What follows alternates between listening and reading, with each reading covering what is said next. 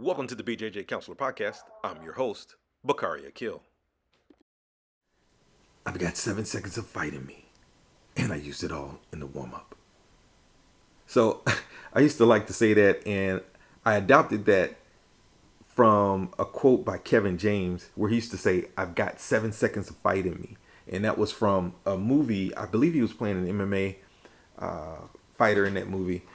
And if you don't know Kevin James is a comedian from The King of Queens. And the reason I used to like to say that or adopted it to my own usage is because in some of the places that I used to training, especially the warm-ups, was just outrageous. You know, it would be 30, sometimes 45 minutes. And that used to just absolutely kill the training session for me. I would get cramps. I would not be able to effectively make it through the training. And it just ruined rolls because we did so many exercises and spent so much time focusing on calisthenics and physical fitness that it just kind of ruined the training. And that's what I want to talk about today, which is warm-ups. So, psychologist Carl Buch wrote an interesting article titled How to Become an Expert.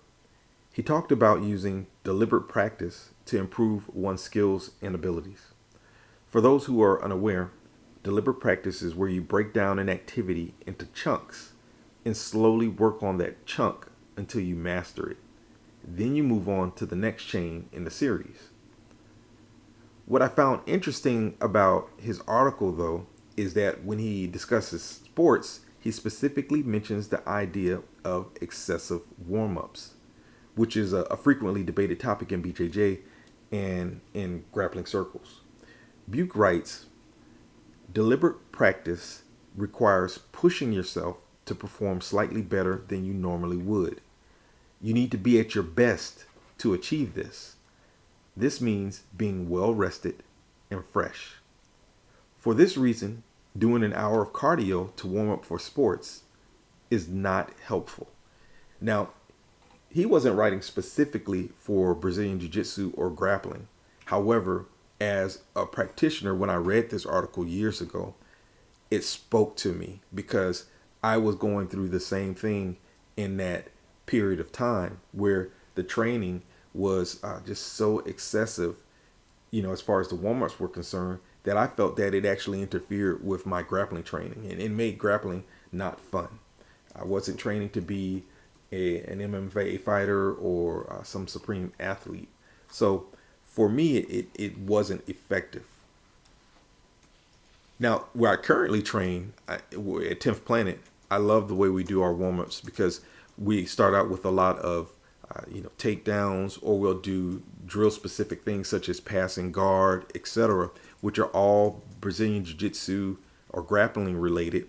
And the warm-ups helps my overall game as opposed to, doing, things that don't pertain to grappling at all. I think it's okay when you are doing it for a few minutes and you're just doing it to warm up, get the body warm and loose, etc. But I don't tend to agree with it when it's just, you're just doing things just to kind of break you down before you start drilling. So before we go further, and and you guys have already guessed this, I have to admit I'm not a warm-up or a favor of grueling warm-ups. Now, on the other hand, I have to be honest and say that as time has passed, age and weight affects my ability to accurately assess why I'm not a fan of them. My lack of fondness for warm-ups has been built up slowly over the years because there have been many times where I've been worn out before drilling started, or worse, injured. Often during these times, my lower back muscles would seize up, or my abdominal muscles would lock, or I would get calf cramps or a cramp that curls my foot into a little ball. So for me, class was about survival at that point.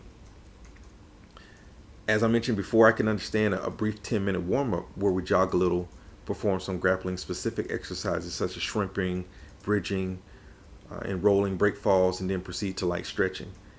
But what has happened over the years is that in many places that train, They adapt a CrossFit or a P90X or Insanity type of hardcore training techniques that have replaced drills and serve as the warm up. And in many of the classes have become an endurance challenge before you can gain BJJ knowledge. I think this happens for a couple of reasons. The first is because I am dubious that most instructors aged, let's say between 18 to 32 years old, truly understand that once you hit a certain age, the body does not bounce back after exercise like it used to. This may lead to a callousness or indifference to the plight of those who struggle because of a complete lack of awareness of what the older grappler is experiencing. Further, aches, pains, and injuries accumulate over the years and are easy to aggravate. As a large segment of grapplers are 30 and above, it would behoove instructors to be mindful of this. Additionally, I think many younger grapplers have different expectations than older grapplers. Some want to open their own grappling school one day. Other young grapplers dream about being BJJ, judo, or sambo champions. Then they want to parlay that experience into becoming an MMA champion. A good number of these guys can't figure out why everyone doesn't want to train as hard as they do or get frustrated by it. To borrow from Seinfeld, when he was younger, becoming Batman or Superman wasn't a dream, it was an option. But for older grapplers, they want to make sure they don't get injured so they can have the option of going to work the next day or so they can attend to their children's needs that night and the day after. This means that they have to avoid overdoing it in class. Plus, older grapplers can't afford to live the austere life of a fighter because they usually have spouses, kids, mortgages, and job responsibilities. Of course, experiences and desires vary, but if you've been around the grappling scene for more than a month, you understand what I'm talking about.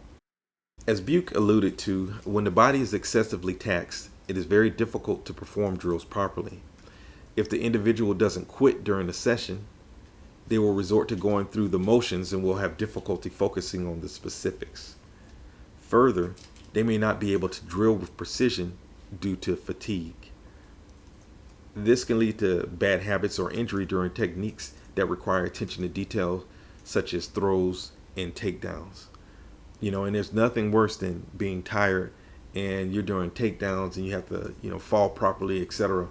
And you have a partner that's, really rough, or someone you have to really concentrate and focus on not trying to hurt yourself, but you're just dead tired.